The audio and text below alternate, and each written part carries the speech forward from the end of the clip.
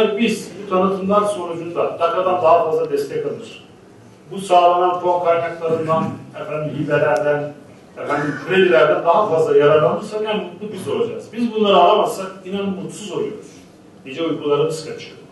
Çünkü diğer iller bunu çok iyi kullanıyorlar. Bugün bir Van ili, bir Siirt ili mesela bu noktada bizden çok daha iyi.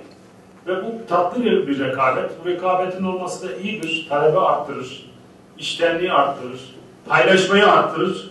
Ve inşallah bu sunum sonucunda da gerek kırsal kalkınmadan, gerek diğer kalkınma alanlarında yeni müracaatlar, yeni girişimler olur.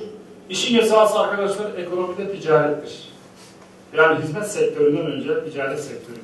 Ticaret ise alıp satma, ürettiğini satma ya da hizmet satmadır. Hangi sektörde olursanız olun. İster tarım, ister hizmet, ister sanayi, ister bu desteklerden, bu mekanizmalardan yararlanmak lazım. 50 sene daha Bitlis deresinden kalacağız.